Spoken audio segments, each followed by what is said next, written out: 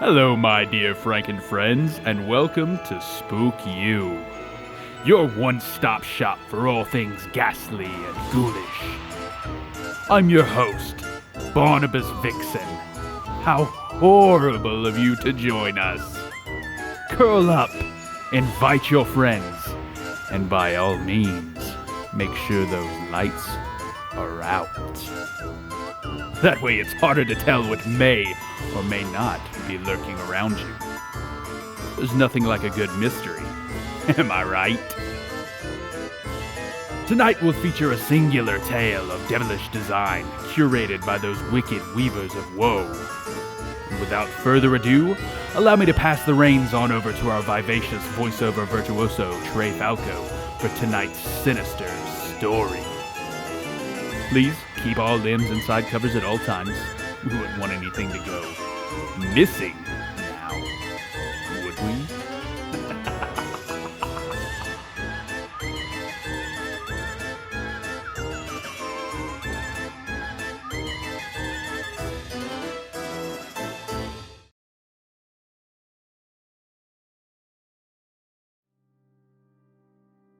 When I got up the next morning, my eyes were still sore and red from the pepper spray that bitch had sprayed into them. The euphoric high I had been riding on the past few months was gone. I was shaken and disturbed by the events of the previous night. I thought about my botched hunt, the shadow face that had gotten away, and my near arrest. I had screwed up bad, and now I dwelt upon the possible ramifications. I wasn't worried so much that the shadow face that had escaped would be able to identify me. The abandoned movie theater had been dark, and she had only caught a glimpse of me. I was frustrated that my impatience and carelessness had allowed my target to escape. I worried that the other shadow faces in the city would find out. Maybe she'd report back to them or something, assuming these things had some kind of secret social network. And they'd realize for certain that there was indeed someone stalking their kind, if they haven't found that out already, and would become more alert, cautious, harder to track. Maybe they'd even start searching for me, hunting the one who was hunting them. I had been acting stupid, had gotten arrogant, and it had almost cost me my freedom, maybe even my life. I knew I couldn't risk being that sloppy ever again. The next time, I would have to be more on guard, more disciplined. I didn't realize it then, but there wouldn't be a next time. It was already too late. I went to work, irritable and sullen and withdrawn. My coworkers noticed my sudden change in mood, my silence and bloodshot eyes.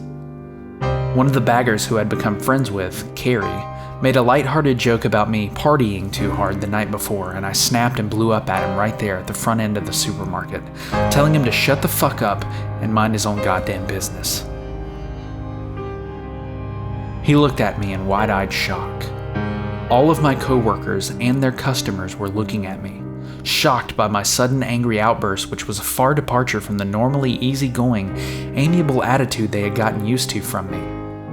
My fellow cashier Nikki, who I had dated twice by then, was staring at me from her checkout lane with something like an expression of cautious fear, as if she was seeing a side of me she had never seen before, a side she had never even suspected existed.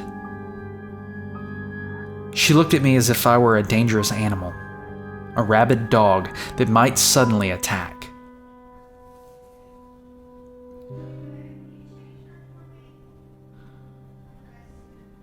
They all kept their distance from me the rest of the day, avoiding me.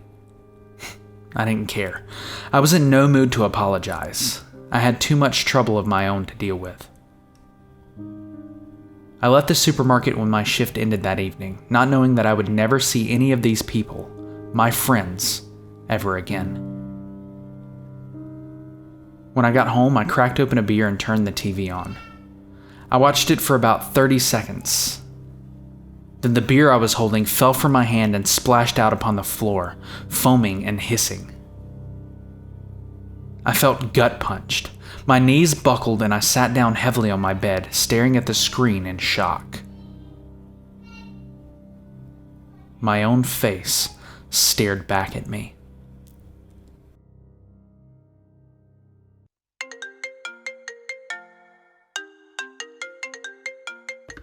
Finally! We've been trying for eons to reach you about your plow horse's extended warranty. Please remain on the line while we transfer you to one of our account fairies.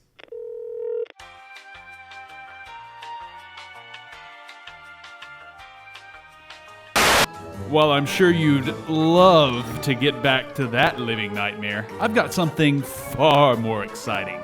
One of our wretched sponsors. Tell me, listener, have you been having trouble down there? There's no reason to be embarrassed. It happens to everyone at times. It even happened to my grandfather. That's where Brainy Bob's Grave Services comes into play. When you just can't possibly get those old bones up like you used to and roll around in your grave, Brainy Bob's delicate caretakers are here to assist you. On call 24/7 whenever you're feeling in the mood. I guarantee you'll be left feeling like your younger self. Please seek an apothecary if symptoms last longer than 4 eons. It could be considered a mystical emergency. Brady Bob's Grave Services, shaking the dust off dysfunctional bones since 1203. I suppose now it's time to return you to your story, though you really should look into that, plow horse warranty. It was a police composite sketch of the triple shot killer that had been preying upon this city's elite since last winter. An intended victim had managed to escape and given a description of the subject who had been responsible for at least 5 murders and maybe as many as 12. They were already lumping in Jeremy's own killings with mine, having noticed similarities, unaware that there were 2 different killers preying upon the city's upper-class citizens. The likeness was dead on. That soul-sucking bitch might as well have given them a photograph of me. She'd even been able to provide them with my hair and eye color. I didn't know how she did it. She couldn't have seen my face for more than a second, and it had been dark. Then I remembered she wasn't human. Maybe these things have supernatural eyesight or they can see in the dark. Who the fuck knows? I sat there for over an hour, letting the weight of it sink in. It was over. Truly and unquestionably over. Jeremy hadn't been there to bail my ass out like he had the first time. It was only a matter of time before someone who knew me, my coworkers or my neighbors who were familiar with me from seeing me around the apartment building, saw the sketch. My fellow employees would remember how irrational and erratic I had acted in the supermarket. They'd see the composite sketch and put 2 and 2 together. And then the police would come. Everything I had been building up for the past year, the new life I had established, my friends and career, was gone. Irrevocably lost. I thought about what I should do next, what my best options were. There was really only one thing I could do. I had to leave. To flee the city, right now. I packed the duffel bag Dr. Steiner had given me when I left the hospital after my surgery with the few possessions I owned, and left my apartment for the last time. I knew I would never return. I put my bag in the trunk of my car and got in the driver's seat. I drove away and parked in the underground garage of an office building across town. I sat there all night, wide awake, listening to the radio. They hadn't identified me. Yet. I wanted to leave town, but I needed money, and the bank was closed. I would have to wait until they opened the next morning. It was risky, and I knew every minute I stayed in the city I was in danger of being apprehended. But it was a chance I had to take. I couldn't use my credit cards or my bank debit card. That night lasted forever. When 9 a.m. finally came around the next morning, I drove to my bank and withdrew the rest of the cash in my checking account. I was tense, expecting any second to hear a police officer shout at me, commanding me to put my hands in the air and get down on the ground. When I had my money, I got back in the car and drove out of the city. Forever. As I crossed the bridge, I threw my revolver out the window, over the railing, into the river below. I drove north for hours without stopping. I listened to the radio. Police were close to confirming the identity of the killer who had been terrorizing the city for the past 5 months. They still hadn't released my name. I arrived in a different city I'd never been to before, over 300 miles away. There, I sold my car for cash at a used car dealership.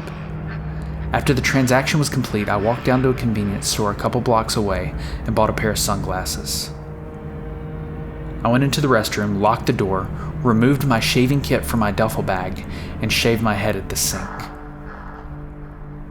I made sure to throw all my hair in the trash and piled toilet paper over it.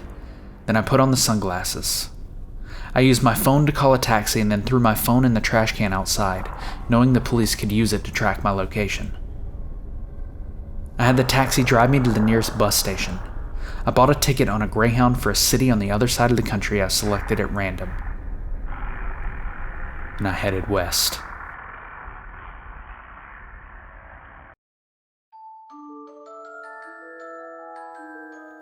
Welcome back, my darling deviants. Well, tell me, did you enjoy that twisted tale? Of course you did. I knew you had that air about you, that hunger for the horrific and the macabre. So, did we spook you? If not, then file a complaint with our complaint department detailing all accounts of non-spookiness you found in this video, and we'll get back to you in 2 to 3 millennia. Give or take a business eon or two. However, if you've enjoyed what you've just heard this evening, then make sure you leave a like on this video and annihilate that subscribe button. Such a small act of obedience is exactly what we need to put the food on the table around here. There's only so many days we can have refried kidney and toe jam hash before I'm absolutely sick of it. Spoiler alert, that ship sailed long ago. Now, I must bid you adieu. I've many things to take care of, and this outro is eating into my day off. Run along now. Have no fear, we'll be here every Tuesday and Thursday to bring you another terrible tale. Go forth, my ghastly gang, and stay spooky.